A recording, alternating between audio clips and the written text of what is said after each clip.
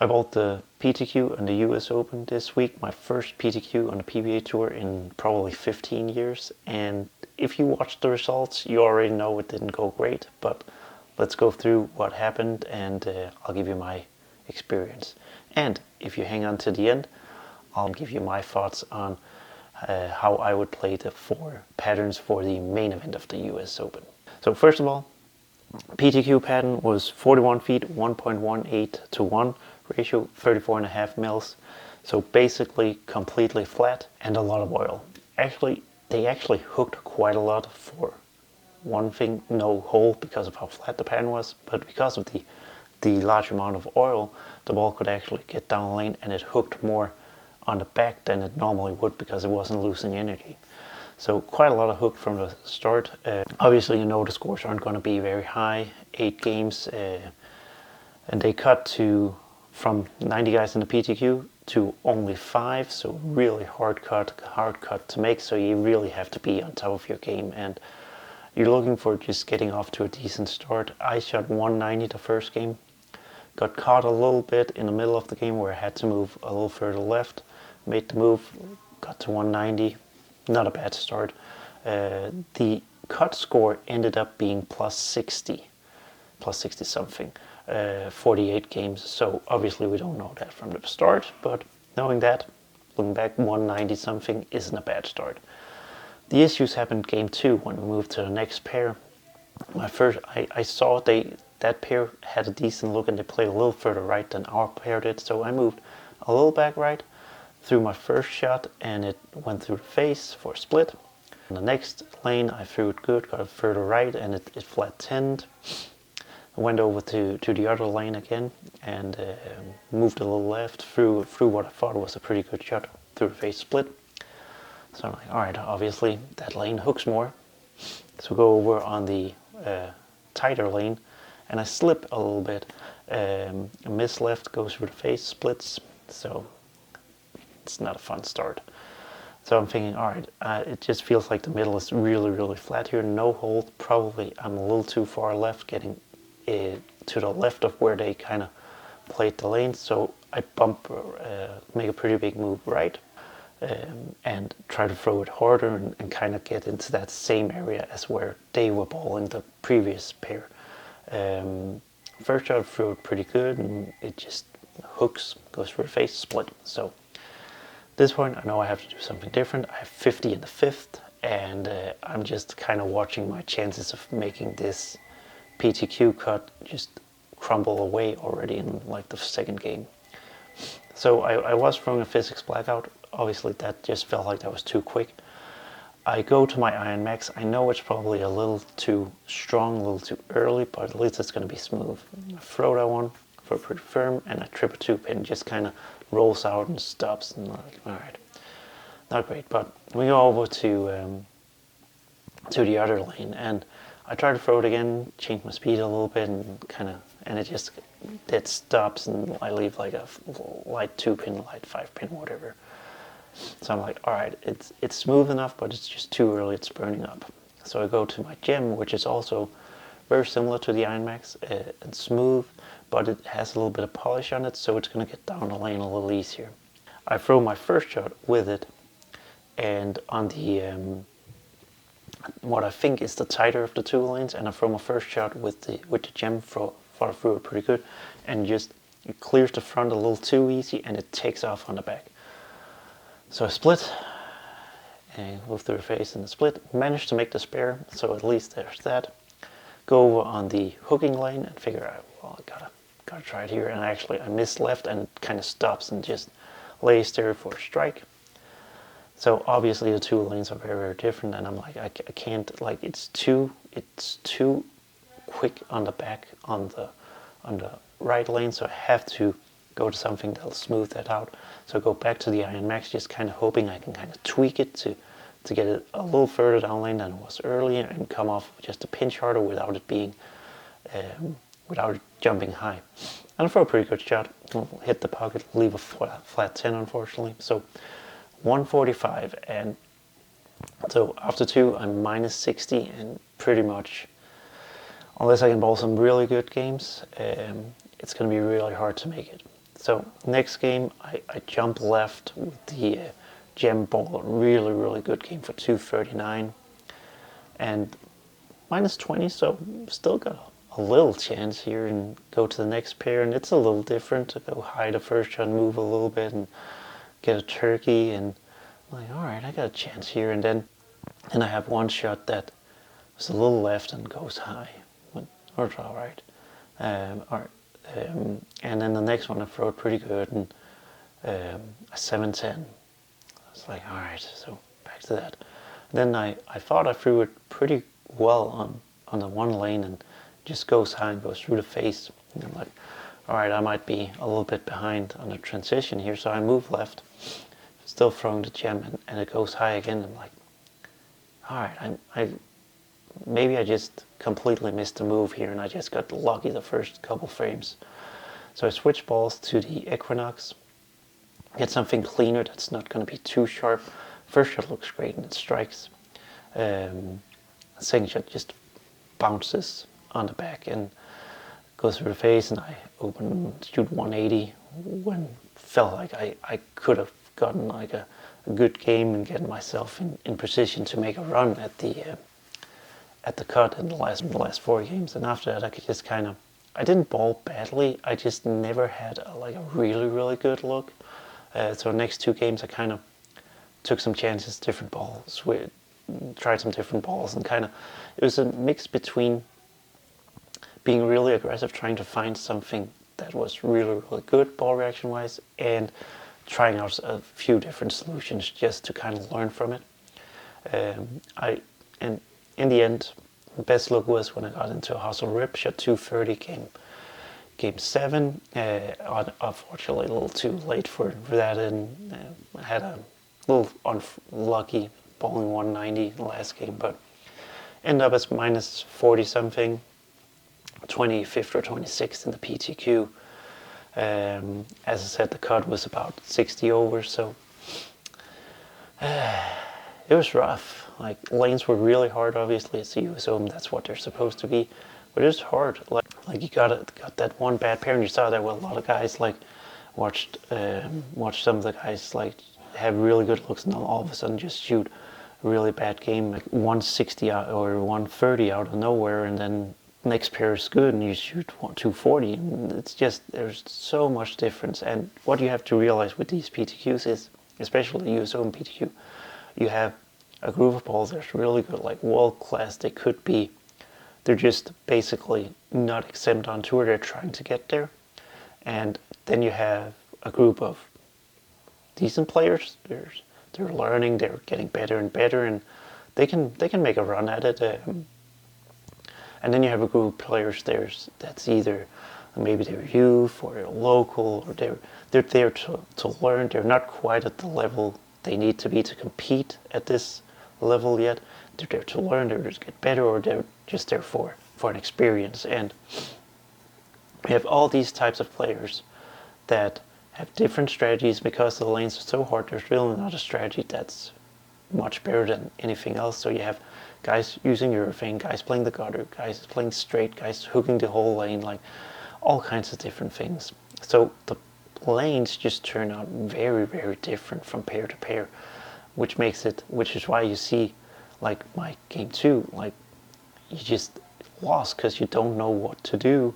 Obviously, if you got practice on that pair, it would probably be fine, but you come in there and maybe you're not fortunate enough to kind of get away with the first couple frames and figure out what's going on without having a bunch of opens, and all of a sudden you're shooting 130, 140, 150. And it's really hard to get back from those kind of games when the scoring pace is that low, because shooting 250 is really hard. You have to get on a good pair, you have to not get in bad breaks, you have to throw it good, maybe even like get a couple good breaks, tripping some 4 pins or something. It's just hard to do that. So you really, it comes down to you obviously bowling well, making the right decisions, staying out of trouble, and a little bit of luck with how your cross works out and when you get breaks and everything. And obviously with them only taking 5 this year, that makes it even harder, because you can't really afford anything bad to happen. Obviously, if they were taking 20, it would have been like coming back from bad game would have been a lot easier. Cut would probably only have been like minus 20 or something. So bowling a 160 wouldn't be a big deal. Figure out a way to shoot 220 and you're basically right back on pace. But it is what it is. This year they only took 5. Next year they might take more, maybe they take the same. It's how the whole invitation system with the US Open works. I would really like to be in the main field this week. US Open is always it's always a great experience. You always learn something because it's so different, so hard. Not always fun when you're bowling because they are so hard. But you take something from it, you learn, and you get an experience that you're certainly going to remember. And I hope these guys that made it through the PTQ take advantage of that and get that great experience. Because you never know when you're gonna get it again. But yeah, it was hard. Like I don't envy the guys that have to do the PTQ every week, because yeah, you bowl your squad and maybe you get that one bad pair that you're just unfortunate on and don't figure out how to solve it, and your week is done. And you're just searching for a way of getting through those PTQs consistently so you can get enough points to get into the main field the next year. But it's a hard way of doing it. I'm happy I don't have to do it every week. Like this 1 week was enough. Hopefully I won't have to do any PTQs again anytime soon.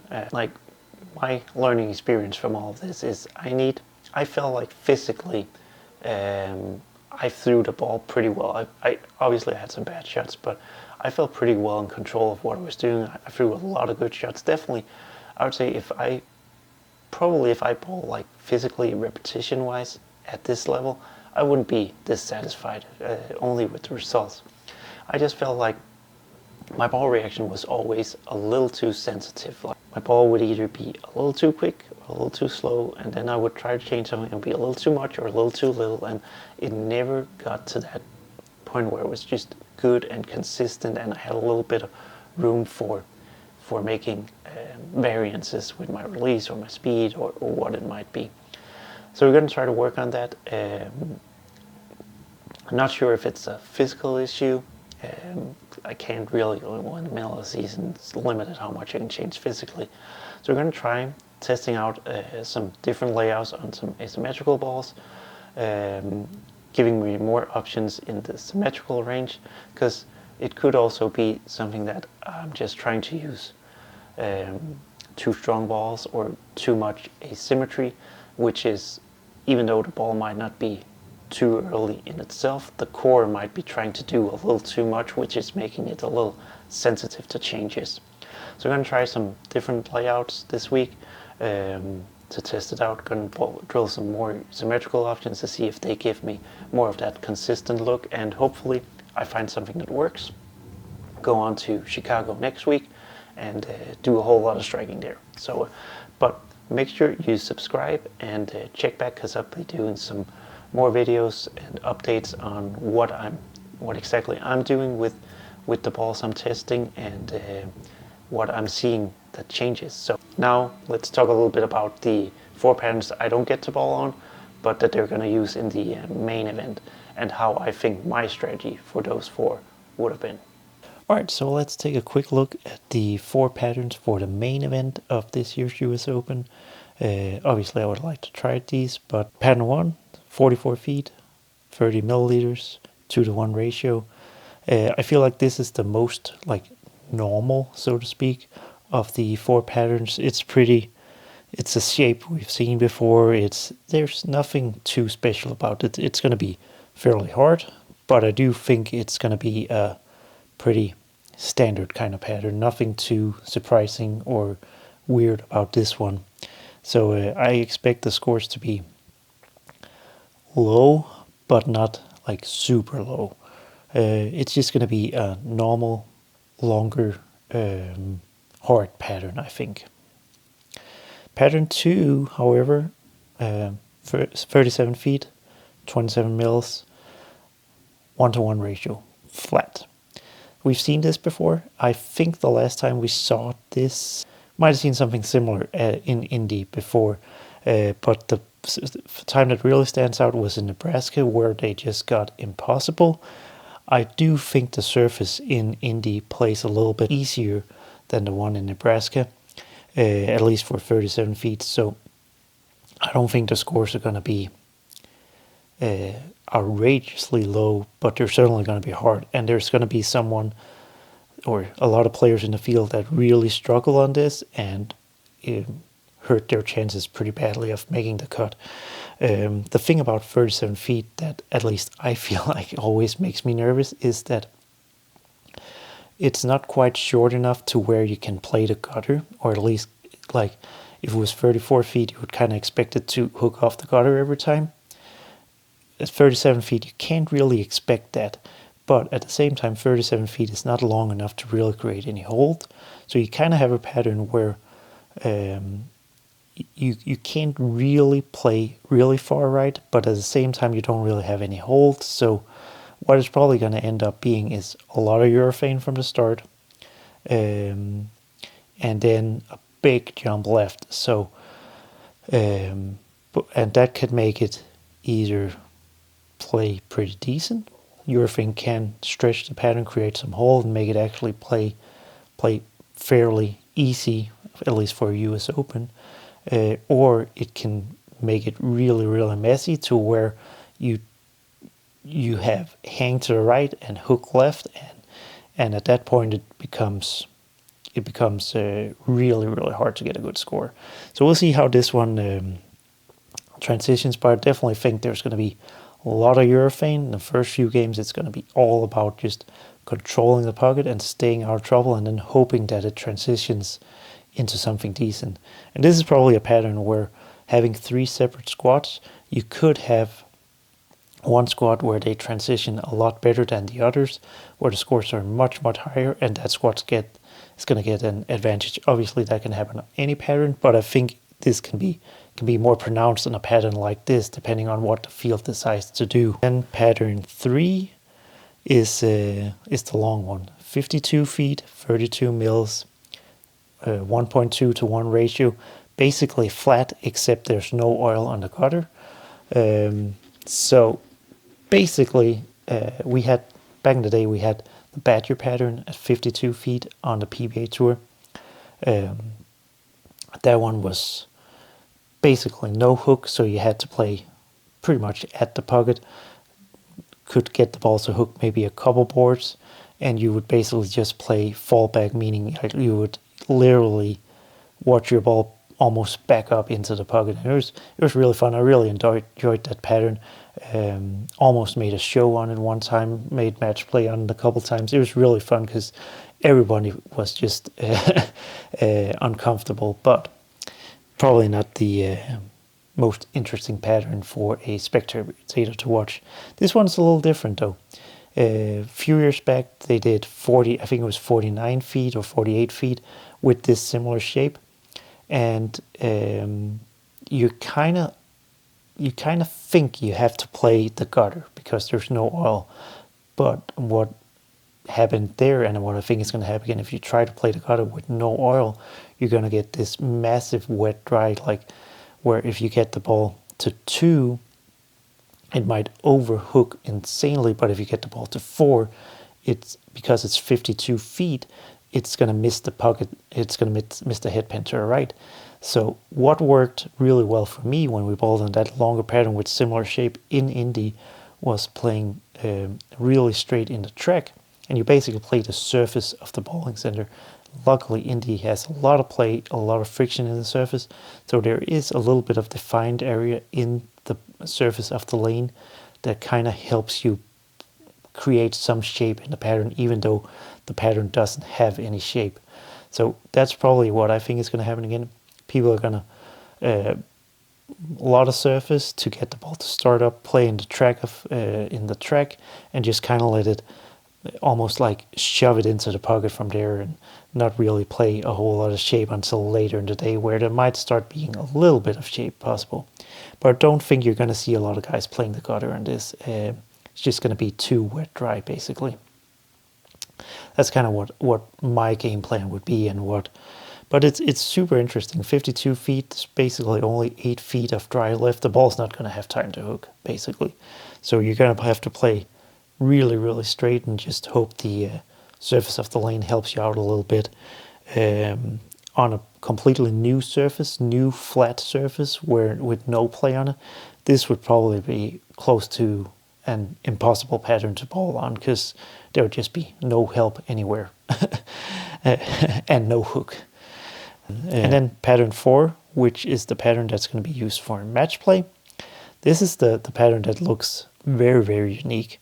41 feet, 1.5 to 1 ratio, only 22 mils, which is unusual in itself, only having 22 mils. But then you look at the shape of the pattern, and it is quite unusual. Not quite sure what this is going to do. I do, however, think it's not going to be as bad as it can look. I think it's going to be something where you can kind of, again, like I said, with the long pattern, you can kind of let the surface of the lane take over, kind of throw it into the track and have some help from that.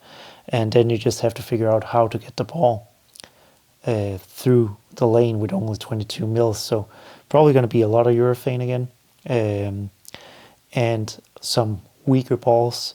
You're probably going to want some weaker, shinier, smooth balls to control that increased amount of friction because of the low amount of oil. So it's going to be really interesting to see how people play and solve these 4 patterns.